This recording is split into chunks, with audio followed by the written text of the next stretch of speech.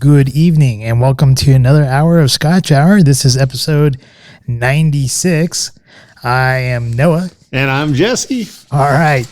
So we do have I think a pretty decent lineup here for you. This evening's Scotch will be Glenglassaugh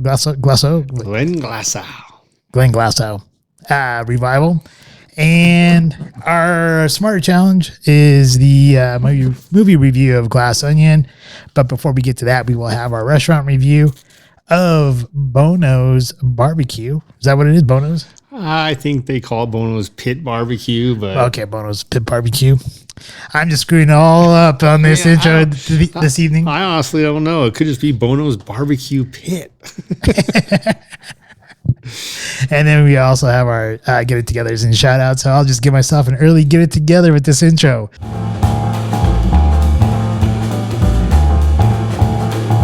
Scotch Reviewed.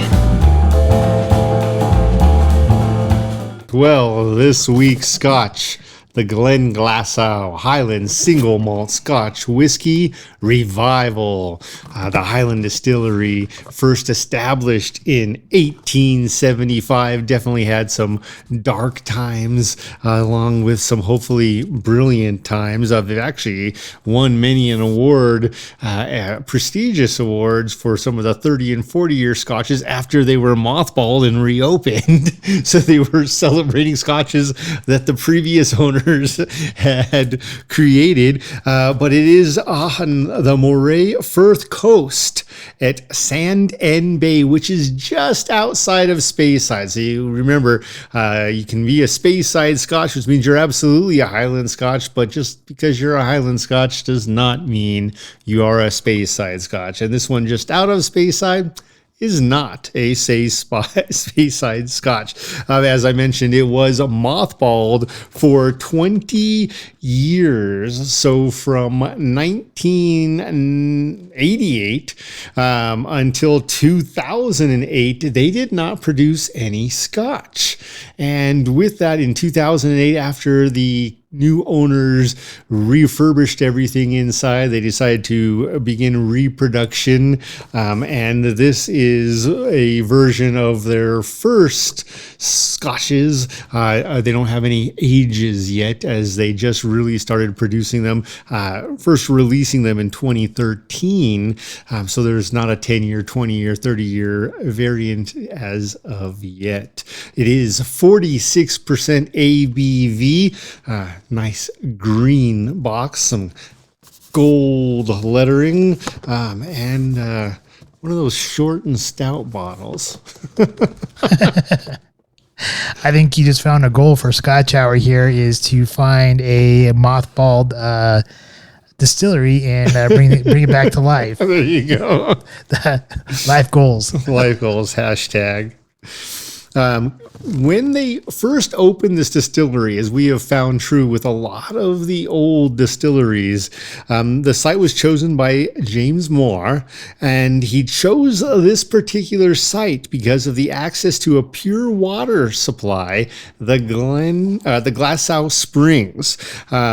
Again, this they started this in 1875, later sold it to the Highland Distilleries in 1892, who owned it for most of its life until some repurchasing went on, and the Ben Riach Distillery at one point owned it until the Ben Riach Distillery itself was bought by the Brown-Forman Corporation, and they now still own it. Interesting. I honestly didn't do any historical research on this here, so this is great news. Thank you for putting that together for us. All right. Well, you ready to pop this bad boy open? Yeah, I am. All right. Let's take a look. I do like the coloring on it. Dude, the coloring's pretty good. The coloring of the Scotch, if that's true, could be pretty good. It is non-chilled filtered and no color added. So 46% ABV could be quite the treat. Nice foil top. I actually kind of dig the bottle. I like the label. Yeah, that's when I was talking about the coloring. I should have been a little bit more precise. But yeah, I do like the labeling. the color of the labeling with the color of the Scotch, and I think it matches all pretty well. Yeah, we do have to mention this is going to be a tough one for us, and we're not sure if Glenglassaugh is going to have, quite the fair shake. You got to consider some of the Scotches we've tried in the last 6 weeks. Hopefully this can hold its own. Nice solid wood topper. Real cork. It's pretty legit. It looks it. It sounds legit. Glug, glug, glug. Maybe that's why they like the big open mouth to this bottle. It's like Arnold Schwarzenegger. Some of that glugging there kind of reminds me of like those old classic Coke commercials. What? Yeah. The ones with all the supermodels. Yeah. Can you imagine what would happen if they had a Diet Coke, a Coca-Cola, a Diet Pepsi, or a Pepsi commercial with one of those supermodels nowadays? Everything would go wrong for the company. Probably. You are judging people by their bodies. Well, maybe. All right. Cheers, and on to our warp speed. Warp speed. Cheers.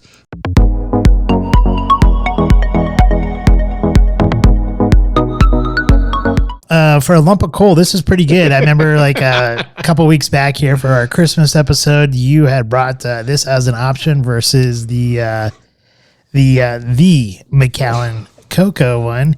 And I guess that's actually the Harmony collection with the emphasis on cocoa. But in any case, we were joking around saying this is our lump of coal Scotch here.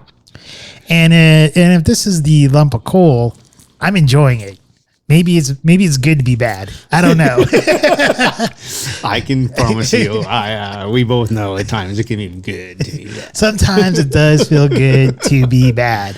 And if it results in this lump of coal here, known as a Glenglassaugh Revival, I'm good with it. I'm like, I'll be bad. This is actually a good find. It's a nice surprise. I believe you said it's under $40. I believe it was. Yeah, I think it was 39. Maybe right around the 40. Maybe I need to go double check my receipt. Man, this is a good $80 bottle of Scotch. I mean, honestly, if we would have if this would have came up for our Christmas special, I would have been our Christmas episode, I would have been happy about it as well. It is really surprisingly good. So when we first look at it, I do like the color here. I just put it as a medium brass or a light brass color. So light brass, the medium brass color right there. I do like the coloring with it. And, when it comes to a company who's first hitting the market or relatively new to the market. Right around $50 at total. Okay. 49. Okay. Usually the quality comes out first, and then over time it goes down a little bit. From what I discovered, hopefully this will never go down. Right. Quality. But for that $49 mark of $50 right there, this is a good find. Really is. I would highly I haven't even gone into my a whole segment of what I got out of it, but I'm already telling people to buy it right now. That's how surprisingly good this one is. First, let us go buy our bottles. Okay, so probably you guys were wondering why I'm jumping right in saying go buy this bottle right now. But for me personally, when I do smell, I'll use the wine terminology here, the bouquet of this particular Scotch. What comes to me right away is some sherry, the sherry. From the casks I'm picking up, along with some caramel and honey with ripe plum and cherries and barley. And it's kind of weird because it has this really nice sweet undertone to it when you smell it. And then and then you get like for me on the tail end of it, I get that hint of barley right there, which I mean, after trying so many scotches, like if you don't like the smell of barley or the taste of barley, it's kind of crazy, right? I think so. I mean, after like 96 of these, we probably should like barley at this point. Now, as far as the taste goes, when it first hits my palate, I get creaminess. It just wraps your mouth in cream, and with that creaminess from there, I get this nice light sweetness. It's not like a overly sweet, but it's just a nice harmonious sweetness to the palate, and it has a blend of like plums with cherries and honey. So it has like all those nice flavors, but there's other like flavors in there too. But like near my back mid to back palate, that's when the chocolate starts to come in with some almond and some mild spice. So with my finish, it really starts picking up. The finish really starts picking up with the chocolate and then the almond and then the mild spice, and then it creates a nice medium finish. It's not a super long finish for me, but really what I do enjoy about it is that it's a light-bodied, very creamy with a nice harmonious sweetness to it that is not overpowering for the sweetness, but yet it's light enough for you to enjoy it with multiple sips. The first thing in that little bit of noted research was that Ben Riach for a little while owned the distillery, and I get some of those same great qualities and traits in this that I get in there. So you got the honey. Yeah, you can't deny it's there. Whether you find it one place or another, you are finding it, along with the super creamy Scotch. And then they always do a great job. Doesn't matter if it's the smoky 12 or the regular 12, the blueberry or the blackberry. You are getting hints of berries that are undeniable, that will stick with you, give you those fond reminders of some of those flavors you find across your palate. To start off, and the color is it's not super deep, but it's a great medium copper color. It definitely strays from the gold. But I wouldn't quite say it stays in the brass. There's that hint of copper, a little bit of red, which may have something to do with the sherry. I wasn't able to find anything about the casks they were using to age this particular variety. But sherry could absolutely be one of those casks that they're using, ex-sherry casks. For me, on the nose, I agree with you. Mine come in a little bit different order. I get the honey and then the caramel, and there's something nutty on the nose, if you will, the sherry, and then much like you said, later on the nose there is that chocolate, there's that cocoa, and then just a little hint of orange, and then I can't say I smell much more, but on the palate it pops and all of those flavors open up for me. There I'm getting the sweet honey caramel, and it's almost like that spiced honey where it's got the cinnamon or the clove, the nutmeg in the honey, and then the caramel, and in there the way it pops is like a salty caramel to me. It's almost like a hint of brine dancing around with these flavors, which is wonderful. And then for the nuts, those are walnuts. These nuts. But what I love about this palette, as it's rounding from the caramel and the honey and those hints of spices, and then a little orange. Right before I get the hint of walnut, I get cherries, and I love it when I taste a little bit of cherry in there. And then again, just like on the nose, the cocoa comes through, and then it finishes for me, much like you said. It's not a super heavy or super long finish, but I enjoy it. I'm digging the finish because it is medium, and warming with some of those spices, but then it also absolutely for me finishes with oak and caramel and sherry. And again, much like an earthy wine, it's leaving my mouth feeling, wanting more, and I kind of enjoy that. I definitely enjoy it. And, I was so excited about it. I even forgot to mention, yes, I would take it to a poker game. I would share it with friends. I think it's good enough to where you can take it to most gatherings.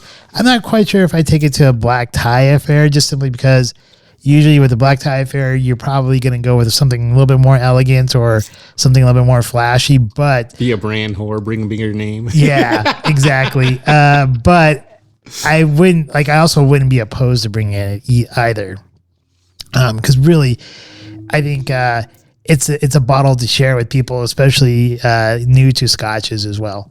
Yeah, it is fun. It is something I would bring to really any of those events as well, because with the palate and the nose and the finish, I think almost any scotch drinker, any whiskey drinker might find a little bit of joy in this. It's a little sweet, but not too sweet. Joy to the world. Right. I know. I was just thinking, man, the scotch has come. The only thing this box was missing for Christmas was a red bow. Right. It's already green and gold.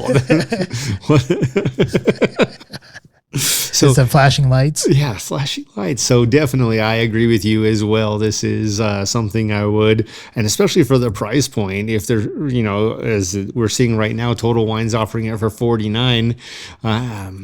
Yeah, it's not going to break the bank.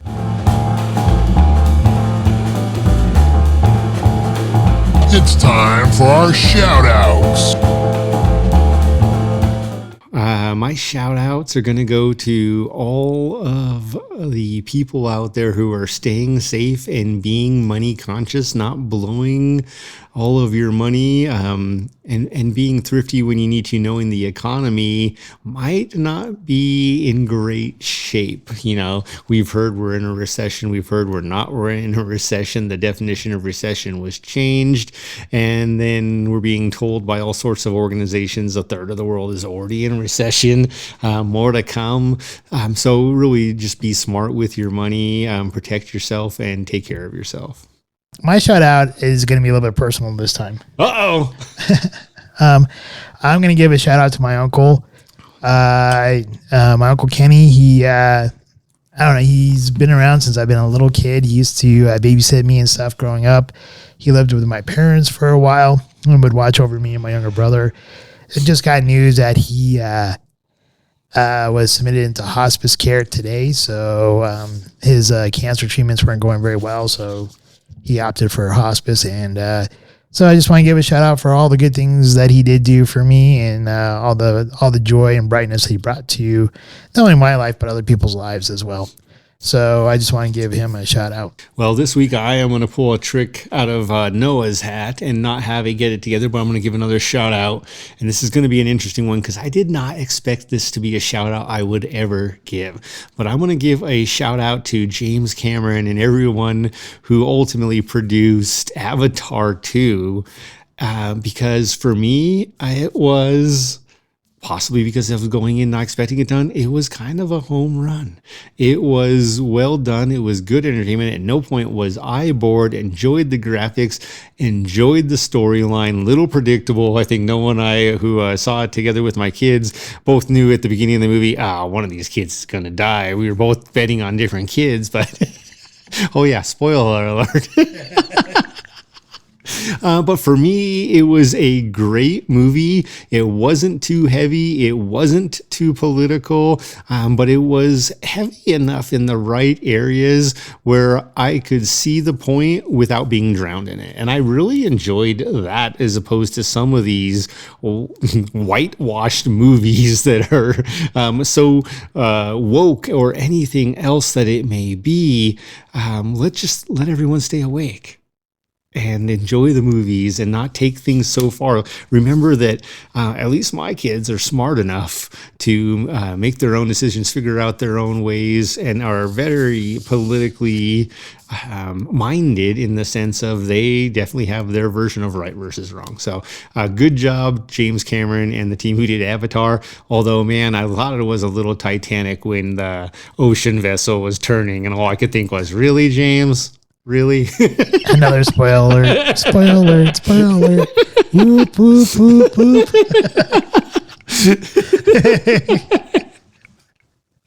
Oh, man. You're supposed to give the spoiler before you start jumping into everything. Nah. Sorry. Did you have any more you want to say about No, that? that's it. I really did enjoy it. Anytime I can go to a movie with a friend and my kids and come out and have everyone say, that was pretty good. I mean, it wasn't any time a favorite movie, but I am glad I saw it. Yeah, I'm glad I went to go see it with you and your kids. Thank you for that invite. I, like you, I thought it was better than I thought it was going to be. I went in with super low expectations, and I came out pleasantly pleased about it. All right, for my Get It Together, I actually do have one this week. Oh, no.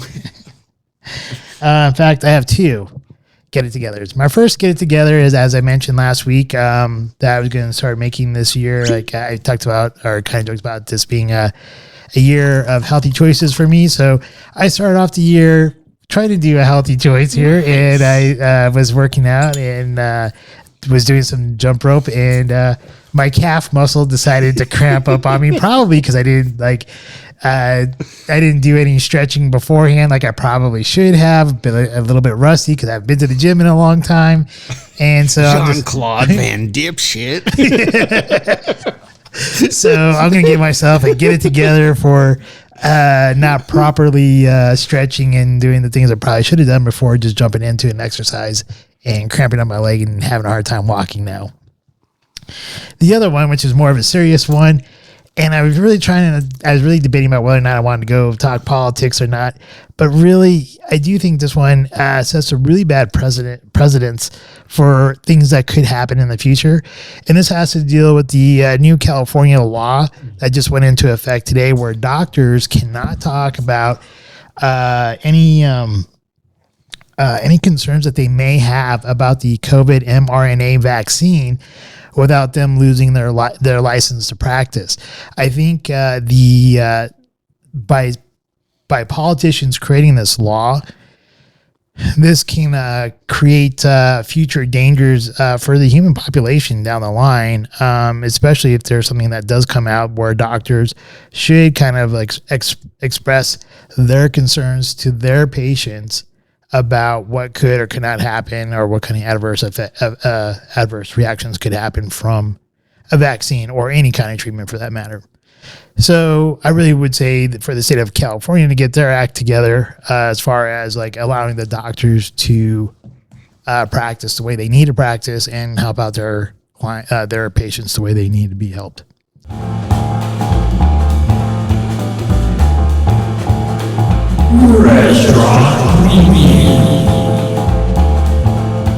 Bono's Pit Barbecue originated in Jacksonville, Florida. We went to their establishment here in Centennial, Colorado, right by Dry Creek and I-25. Man, it's a little place that's very easy to miss. Is our friend in the diamond business near there? Just joking. I don't think so. I think the friend sold his place. And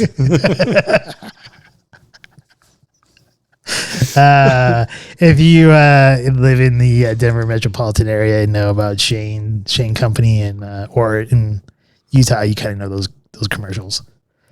Sorry about that. No, you're good. I literally though. I think the Shane Company sold out. Possibly. I don't think they exist anymore. At least not in their old location. Somebody else bought it. Was there one over there? It's on Arapahoe, closer to Clinton, Oh, okay. That's where it was. which is only a couple blocks away. Really, just Yeah. curve up Clinton. One more block. I was joking a little bit, but anyway. Yeah, no, super close. Bono's actually, I don't think it's really located in the best location. No, I almost passed it and I knew where I was going. Hard break. And I think if it's like right during like rush hour, like they're like, when people getting off of work or whatever, if you're not going in the right direction on, is it County Line? Dry Creek. Dry Creek. Yeah. So if you're going the wrong direction on Dry Creek, you're not going to really make it in there. Or at least not very easily. So their location could be a little bit better. When you first arrive, the parking lot is a little bit small. And when you walk in though, if you do like, like the old, like, barbecue places, like, that has like wood all over the place and stuff like that, it does meet that requirement there. I kind of like the way it looked inside. I didn't really mind it at all. But it was dead. Dude, it was definitely slow. We are experiencing part of that weird weather stream that has literally been flying as a water river in the atmosphere and falling across California and now parts of Colorado. So there was some weird weather. But yeah, we were one of 3 parties in there. The inside, it was pretty dead, so it could be due to like maybe the holiday. It could be probably, maybe towards the bad weather or whatever. So I'm going to give that a little bit of a pass. It did seem kind of like kind of a warm place in there. The waitress was actually pretty good. I'll give, like, she was like on the spot, very friendly. Didn't interrupt our meal. Did check up on us at the right time. So with her, I'm going to give her like an 8. I think she's a solid 8. I think she did a really good job. I know I'm kind of going out of order because I'm all over the place today, but that's fine. For the meal, I did order the brisket sandwich with baked beans, and I was a little bit disappointed in my meal. Maybe it's because I'm used to going to like Brothers Barbecue or some other places where you get where you can get chopped brisket as your sandwich, and here it was just slices and not chopped brisket. And they also did it like on Texas toast type of thing, which actually, I don't know, I think I prefer more like a bun than a Texas toast. And it seemed like it came out a little bit smaller than what I had anticipated. And the beans, I don't know, they're a little bit weird. Their baked beans almost seem like a cross between like traditional baked beans with refried beans. It had more of like a refried bean type of like thing going on with it than it did like regular baked beans. But it did taste like the flavors were good. The barbecue sauce, usually when you go to a barbecue place, it's just the barbecue sauce is just as important as the actual meat that's being smoked. And I think I found out, and I probably always knew this, I'm probably more of a Kansas City style barbecue fan as opposed to like a mustard based Carolina type style. I think they're mustard based, or maybe they're vinegar. Anyways, this place Bono's, they had more of their original was a mustard based barbecue, and I'm not as big of a fan for that as I am with like the more KC style. But overall, the food was decent, even though it wasn't quite what I expected, and a little bit smaller than what I thought my portion was going to be. So I'm gonna give it a 7. Even though I was a little bit like, I don't know, the food tasted well, so that's why I'm giving it a 7. It came out fairly quickly, probably because it was slow, but I thought the timing of it was pretty well done. And would I take a first date there? Maybe if it's on the way to someplace. I'm not gonna go out of my way to go there, but if I'm maybe going to a concert at Fiddler's Green, or I'm not even sure if it's called Fiddler's Green anymore. Green Fiddler. If it's on the way going someplace, I wouldn't mind stopping off there. But would I meet some friends there? Sure, I'd meet some friends there. So overall, I'm gonna give it about like a 7.5. Because I think there's a lot of potential there. And maybe it's a little bit different when it's busier. But I'm giving it the benefit of the doubt that we just went on a bad time with bad weather and just on a holiday, kind of like an end of a holiday weekend. So I'm going to give it a 7.5. So in this case, I'm giving it the benefit of the doubt where usually I don't. Being generous this year, I guess, so far. So, all right. Well, Bono's Pit Barbecue to me. The outside, again, easy to miss. You can literally drive right by it. It's not that there is a lack of signage. It's just not nestled well in its pit, if you will. But once you get in, it's pretty nice. Again, the parking on the outside, it's not dramatic. It's not exciting, but it's also not boring. You get inside there, it's got that more comfortable, cozy atmosphere. Again, nothing sexy, but nothing reducing the experience. Our hostess did, as you mentioned, who also was our server, did a great job. Greeted us immediately, got us to our seats, took our orders. They do not have a big beer selection, so don't worry about having a difficult decision there. It'll be very easy. So their spirits are extremely limited. Their barbecue seemed pretty good. When we sat down, I was thinking I was going to have a brisket sandwich too, but then I saw the nachos, so I went with the barbecue nachos, brisket on top, and I also got an order of their fried pickles. The fried pickles came out quickly, not exactly what I was expecting. I expected fried pickle discs. I got fried pickle spears, and they were not bad, but they were not what I was expecting. For them, I would say right where they should be. This is not a low-end restaurant. This is not a high-end restaurant. In that middle category, their fried pickle spears were, I'm going to say, a 7. My nachos, I actually did think were great. Chips were crispy, good cheese, and with their sweet and tangy barbecue sauce, everything on those nachos was delicious, and I didn't want to finish, but I couldn't not finish because down to the last chip, they were still crispy. And that is a sign of a win for me. Not too hard, but still crispy for those chips.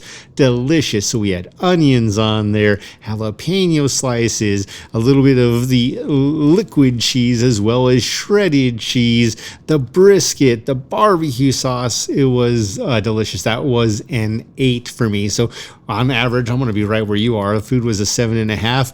Service was the win. It was easily an 8. And then for the atmosphere, for me, this is where it gets a little tricky.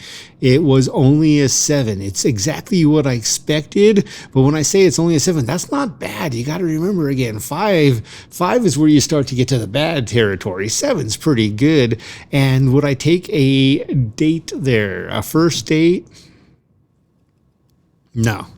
Because any place I go on a first date, I want to be able to walk to other places. This is something I know about me, and there you are trapped. You got in your car to get there, and unless you're going to a 7-Eleven, you are walking nowhere from there in a 10-minute period.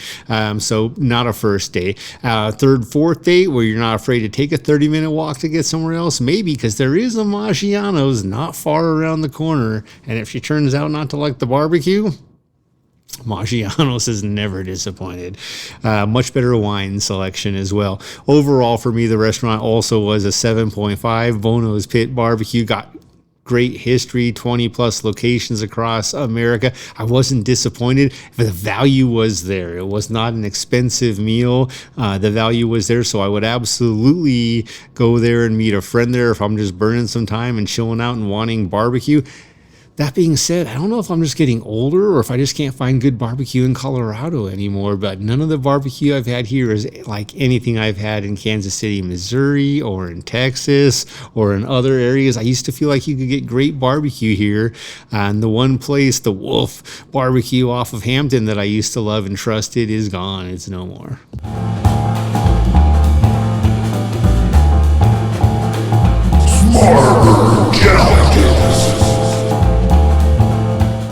is the movie review of The Glass Onion. Actually, I say The Glass Onion because we're so used to saying The McCowan or The, but it is truly only Glass Onion. 2-word title, Glass Onion. It's not The? No, it's just Glass Onion.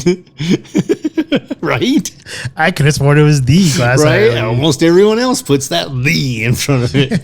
This one is no, it's just Glass Onion. Written and directed by Rian Johnson, who also did... That was Ryan Johnson. Is it Ryan Johnson? Yeah, it is. I probably am just butchering that poor... Don't worry, I butchered the Scotch Dude, name. I immediately assumed he was European. Yeah, I'm not. He might be. So Ryan Johnson. I only know that because he did like such a bad job with The Last Jedi, and people were butchering him left and right for that. Yeah. But anyway, sorry. He still made $1 billion on the thing. You can't do that bad and make $1 billion. He did that bad, don't worry. But with that was that whole like play. Yeah. He also did Knives Out. So Glass Onion, 2022 American mystery film written and directed by Ryan Johnson, who also did Knives Out a few years previously in 2019. Well done. Some of the main actors of the Glass Onion are Daniel Craig, Edward Norton, Daniel Monet, Catherine Hahn, Leslie Odom Jr., Jessica Henwick, Madeline Klein, Kate Hudson, and Dave Bautista. With that, as we go through some of this, I'm going to say first stop. Spoiler alerts. Yeah, spoiler alerts the whole way through this episode. If you haven't figured that out, we're going to tell you what a Scotch tastes like before you drink it. I just figured before we go any further with Glass Onion, we should probably tell you spoiler alerts. Spoiler alerts.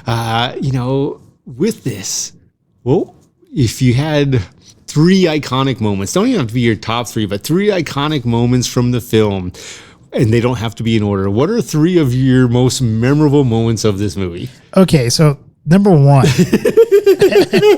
and this is probably this is the top one, is when he spoils the murder mystery at the dinner table. That is truly iconic. It really is. It really is. Go into it. So Explain. Edward Norton, his character Miles, he goes through and he hires a professional writer or whatever to create this whole murder mystery dinner theater thing for him and his friends. And Daniel Craig, what's his character's name? Benoit Blanc. Yeah, so Mr. Blanc comes in.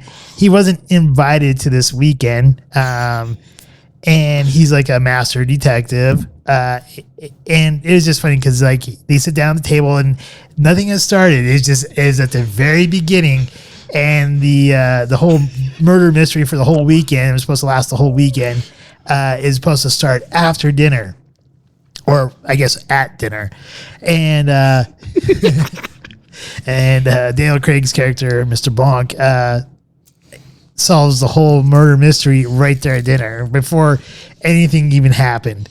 It is so great because he also asks a couple questions like, wait, has it begun? Because Edward Norton's like, whoever figures it out is the winner. That's the best part too. Yeah, that goes along with it. Do I get a prize? What do I win? Yeah, what do I win? What do we win? What do you want? Do you win an iPad? Sure, if you want an iPad, you can have an iPad.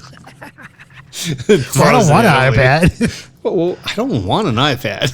I just want to know what you win. It's the right question. It is the right question. That is absolutely one of my favorite moments, but there is a ton of them in this movie. Yeah. So my second favorite is Dave Bautista. Oh my goodness. When he's coming out of the swimming pool with a gun in his in his Speedos and pulls it out and starts shooting his gun. I thought that was awesome. He does play the dumb meathead so well. They all played their roles brilliantly. So you've got the dinner party murder mystery spoiler. You've got Dave Bautista, who plays Duke Cody, shooting off his gun. He's like, are you going to carry that gun everywhere with you? Yes. And this one is not really a moment in the movie with really necessarily the actors, but it's something that I really did appreciate in the movie. And that was the painting of Edward Norton in the background of his character from Fight Club. I just thought that was like, for me, that was a memorable moment, just seeing that picture up there, because I love Fight Club. And honestly, Edward Norton, for a while there, was like one of my favorite actors. I loved a lot of the movies that he did when he was younger, with American History, I think American History X. There is that. He was in The Hulk, which I thought his version of the Hulk was much better than the new one. Oh, yeah. But he was in a lot of great movies. And so it was kind of like a shame to see him disappear for a while and then come back. And but yeah, that kind of like shout out to the Fight Club character, I thought was awesome. And that's kind of like my third favorite part of the movie, I guess. All right. Well, one of my favorite parts is, and this is a piece that there are little strings that are pulled from the very beginning of the movie to the middle of the movie to the end of the movie. And that is that Edward Norton's character, so Miles Braun, wants to be forever remembered in the same breath as the Mona Lisa, the greatest and most famous painting on earth, the Mona Lisa. And at the end, in order to spoil his really trickery and treachery, Daniel Monet uses some of his solid hydrogen fuel, which is absolutely not stable, to destroy not only the Glass Onion, his home, and the castle they're spending this time in and he lives in, but the Mona Lisa. And really, it's brilliant because it is something that everyone else could forget, that some island had some mansion blow up on it. No one would forget that the Mona Lisa was in that house on loan because the Louvre was closed because of COVID, by the way. That was Andy, right? Her? Yes. Okay. And it's just, again, it is, yes, correct, Andy. It is just brilliant the way at the end she gets to toy with him because she read her sister's journal and you read Helen's journal. And it's like, you will forever be remembered in the same breath as the Mona Lisa. And it ultimately will ruin his whole company. He's done. Yeah, he's done. That was a good part there too, because he is going to be remembered in the same breath as the Mona Lisa, but not the way he wanted it. It's going to be as the person who destroyed it. Right. But always be careful what you ask for. Another one of my favorite ones. And part of this was because when I watched it with Aiden, he's like, Jared Leto, wasn't he the guy who played Morbius? And I'm like, yes, he was. He's done some other roles too, by the way. But at one point, he's handing out Edward Norton, Miles Braun is handing out Jared Leto's hard kombucha left and right. and Andy gets all drunk off of it. And he's drinking it, not realizing it's alcoholic. He's like... Benoit Blanc. It's like, dude, this is 9% alcohol, lady. How many of these have you had? She's like stumbling downstairs and stuff. It's real. But I just really loved the whole Jared Leto. Like the fact that they had so many names and things in there that were thrown in there. That's Jared Leto's hard kombucha. Was fantastic.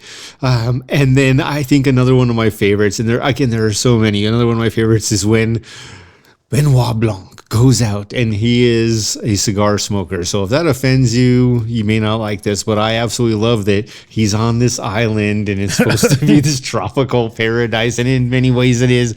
And he lights his cigar, and all of a sudden the alarm goes off. Please do not pollute our air. And he's like, well, what the hell do I do? And he throws it in the water, and all of a sudden another alarm goes off. Please do not pollute our water. Which is funny because like the random house guest that's walking all throughout the place, he's just sitting there smoking pot the whole time. But that, has no nicotine. It is funny though, like near the end, like when all the stuff's happening, him and the house guests are just sitting there both smoking. And the alarm's going off again. Yeah.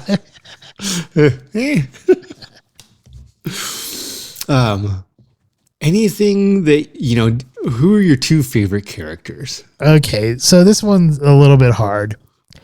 I wish his character probably would have been in it a little bit longer, but I get why his character was killed off. But Dave Bautista's character is probably like my favorite character in there. Just simply because of like, he does such a great job playing like a muscle bound meathead. And it's funny. Although his character is actually really kind of a bad person altogether though, like having his girlfriend sleep with his buddy in order to get money for his business and stuff. So that part's not like necessarily like quality wise of a person of that character's person is not great, but I think he did a great job and his character was kind of funny. It made me laugh. And really the other character I really enjoy is going to be Edward Norton's character. I thought his ambition was there. He pursued the dream. When he got denied it, he found a way to try to still go forward with it. He had the success to where his other friends actually jumped onto the coattails of him and Andy, really, to be more accurate. But I thought his character was a great character. It had like some depth in there. Some of his like wants or some of the things that he did was a little bit shallow, but overall I thought his character was great. Which gives me, since she's settling two, I can give her a runner up here, and the runner up will be Andy, that character, because I think without Andy and how I guess technically it's not Andy, it's really the sister and how she goes through the development of like wanting to find the person who killed her sister, reads the diaries to try to imitate or become her sister there for that weekend. And really just putting on a real, kick-ass showcase because everyone believed it was really Andy and stuff like that. So I think her character needs to be talked about as well. Yeah.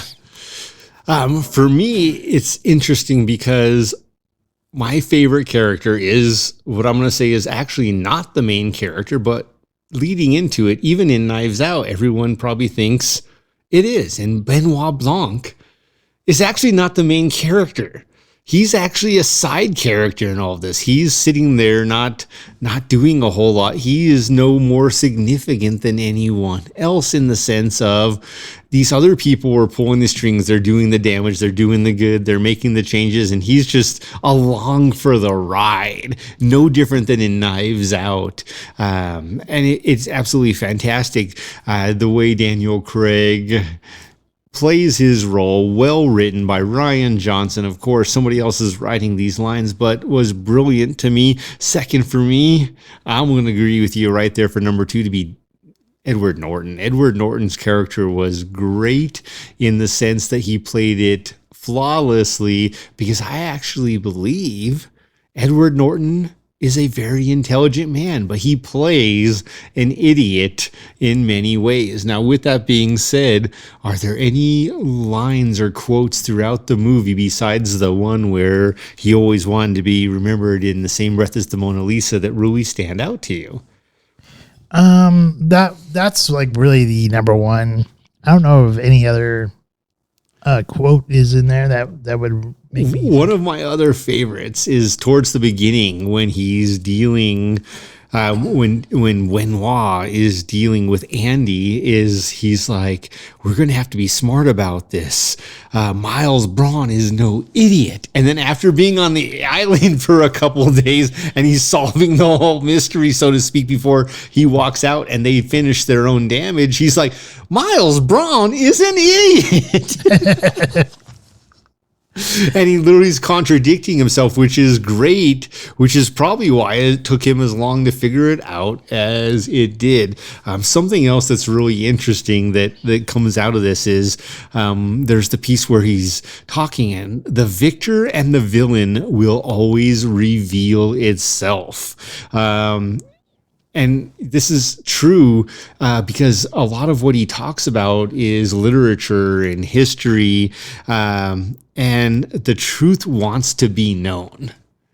And it's no different than in the first Knives Out when he's like, this machine always comes to the truth, always gets to the truth.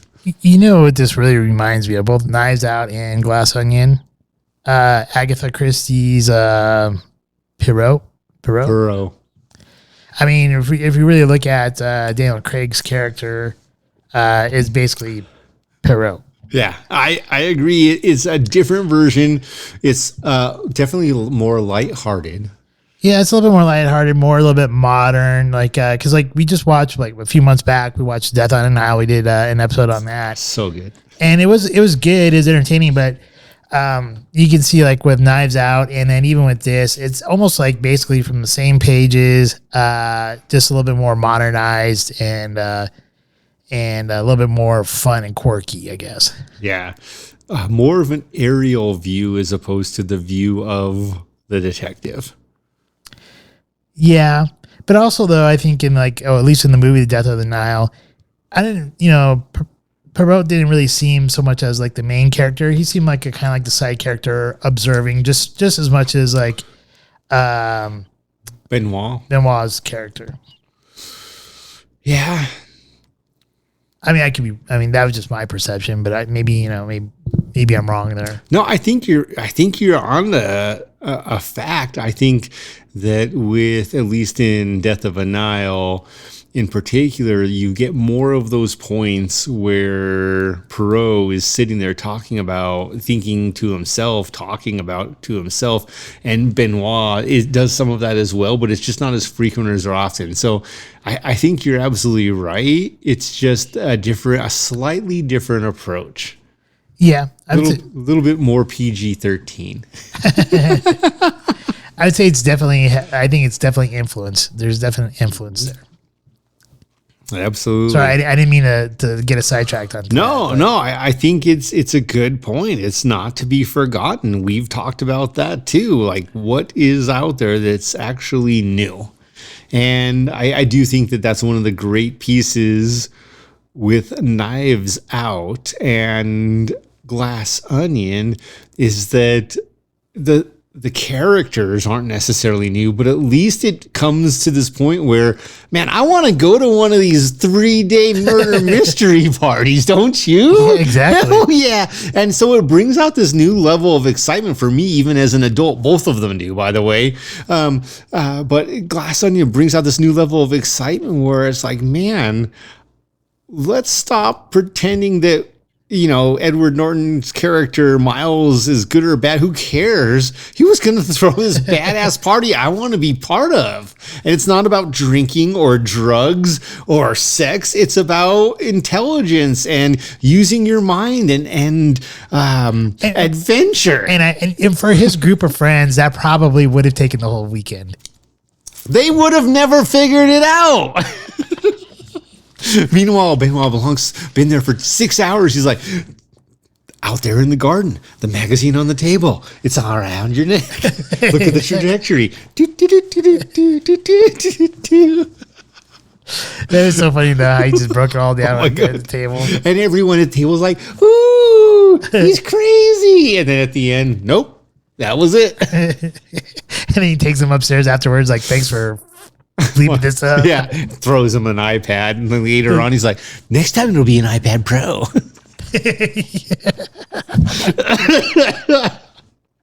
Also, when the character Andy starts tossing and breaking all like the expensive like statues and stuff, that was kind of like that was the first time where I think everyone saw that they could actually go out on their own and go against Miles. Well, and that there was not an immediate effect. He didn't control anything. He's watching all of this go on. He is hopeless. And, I think it kind of shows too here in this other aspect of things about we create our own cells or our own like dungeons, if you will. All these people were, they started off as friends, and they were essentially all equals at the bar, the Glass Onion. But then Miles and Andy had a very successful business. They screwed over Andy, and so then all of a sudden, Miles became basically the sugar daddy for all the friends, if you will. And at that point, it was no longer a true friendship. Yeah, they were friends, but they became dependent upon him and cared more about his money than him as a person. Because I think if they would have really cared about him as a person, as a friend, they probably would have been like, hey, I don't need your money, or, sure, I'll take your money, but you need to know, like, you're being an ass. I agree 100%, but I think that's also because they got to that point because he was using them. Exactly. Another one of my favorite little moments. I didn't quite get to that part, but yes, that was next. That's where I was going to go next. Another one of the most hilarious parts in my, of the things I like laugh at when I'm just thinking, wow, these characters, because I don't think Kate Hudson's an idiot. I don't think she's an idiot. No. But she plays a dumb idiot. Birdie J. Yeah. She plays Birdie J. And when Birdie J's assistant is like, please tell me you didn't think a sweatshop is where they make sweatpants. She's like, She did play a dumb blonde very well. It was great. It was great. I was almost kind of wondering too, like, was there like some kind of like relationship going on between her and her assistant? I don't think so. That was played by Peg, played by Jessica Henwick.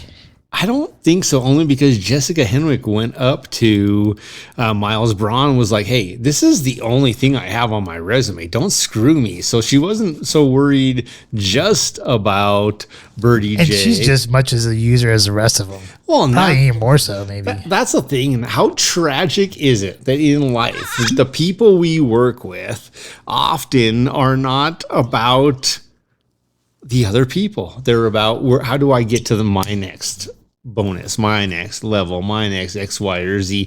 And I sit there and I look at myself and I'm like, I am always trying to positively impact the culture. And not Miles, nor any of these characters were worried about the culture that was actually between them.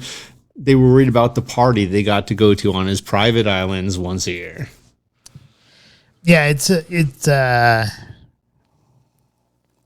it is something that really kind of, like, if you want to break down and think about, like, it does show the how people use each other and name drop and stuff like that. And really, it kind of only, when you start looking at it, like, they all went their separate ways from like the time when they were all hanging out together, doing their mastermind, if you will, because basically that's what it was. It was a mastermind of them helping each other to grow and succeed. But then at some point, they kind of went their own directions. Most of them all became dependent on the money from Miles, but they were no longer hanging out together as a group anymore, except for this yearly event. And they used each other's names as name dropping rather than as true friends. Yeah. When you talk about Duke Cody, Dave Bautista, every time he'd say, I almost got pancaked, man. I couldn't help but laugh because I'm like, are you really that stupid? Not Dave Bautista, but his character, Duke. And his girlfriend, Whiskey. I mean, come on. I had no problems with Whiskey. She's just a woman trying to survive. Dude, she was actually, I thought, really smart when she was talking with Andy and they're walking through the garden. She's like, hey, I just gotta let you know, like, Duke, I may have to separate from him pretty soon because he's starting to go on this weird man boob thing. And she's like, that's not so good for my image, but I am still trying to build my brand. And she was like honest. Yeah, she was. And I think she was honest. Like, she was one of the few people who was honest with everyone there because she had nothing to gain or lose. Very true. And it does, like, that, her situation just reminded me of like a quote that was once given to me from a fraternity brother that was probably older. Should not ever be said on this show. I wasn't going to say it. I was just telling you that it reminded me. You only had the 3 hints. Boom. Got it. All right. So we won't go there. Yeah. Ask your dad about that one. All right. Anything else you want to talk about this movie? No, I think it's great fun. I do also think it's interesting because I did get the opportunity, and it was only out in theaters for a I honestly think it was less than a week, because I went out when it was out in theaters on opening night, and I went with Marissa, and I thought it was fantastic. And on the big screen, it's no different than, I think, Avatar or anything else. I actually think this movie did great on a big screen. Netflix, then their decision was to, after 1 week in theaters, pull it. They got their publicity, if you will. And at that point, when I looked it up, it was at a 98% approval rate for Rotten Tomatoes and all the moviegoers and everything else. Then they brought it back to Netflix TV only on December 23rd. I don't think they have any plans to bring it out digitally on discs. And even though they know they left potentially $1 billion from theaters off the table, they really think that this is part of their long scheme to build the Netflix empire. Maybe that's right. Maybe it's wrong. I don't know. I will tell you, on the big screen, particularly because it's on an island, it's an adventure. It was more impactful on the big screen. I was bummed that I missed it because I remember looking at it. I'm like, okay, I can't go this Tuesday, but I will go Thursday. And it was not there Thursday. Yeah, so, literally, they held true to their word in theaters. So I was quite bummed that I missed it in the theaters. But I do recommend, if you do have a chance to see it, definitely watch it on Netflix. Or if you don't have Netflix, borrow it from a friend or go to their friend's house or whatever and watch it. Just borrow their password. Netflix is trying to put a stop to that, but they can't. There's one last thing that I do want to say, about the director / writer Rian Johnson. I know, being a big Star Wars fan, for me personally, I thought what he and Catherine Kennedy did with The Last Jedi was terrible, and I think it ruined Star Wars. Whatever, you can agree with me or disagree with me, anyone out there. But I know, it's just not me, but a lot of other Star Wars fans felt the same way because he didn't really follow Star Wars lore. And they were trying just to get rid of the Skywalker line and all that stuff. So I think with that, I didn't really like what he did, but I really did enjoy his work in both Knives Out and Glass Onion. So I just want to give him props for those two movies. So if you had a sour taste in your mouth about Rian Johnson, about what he did with Star Wars, give him a pass on that. You can still be upset with him about that, but go. Keep your news handy. But don't let that hinder you from going to see Knives Out or the sequel, Glass Onion, because I think he did a great job with the writing and with the directing on those two movies. Agreed. And he also did Looper, which is also a good movie. Looper is actually a great movie. It is. Which is weird because I think we'll see where it takes us in the future. I don't know that it's a Reservoir Dogs or a Pulp Fiction, but someday it could be a cult classic. Possibly. It's definitely not a Blade Runner, though. Dude, that's on its own level. Right? Okay. Well, unless you have anything else, we'll introduce next week's Scotch. All right. Next week's Scotch. Noah has selected for us the Grangestone Highland Single Malt Scotch Whiskey and the Madeira Cask Finish. All right. Now, next week's topic is going to be your top 3 low-budget films. All right. And don't forget, this is double matured. We'll get more into that next week, but... So I'm excited for this top 3. I mean, there's some good movies out there in these low-budget films. They're just to kind of let you know, we're talking about anything that was kind of produced less than $10 million.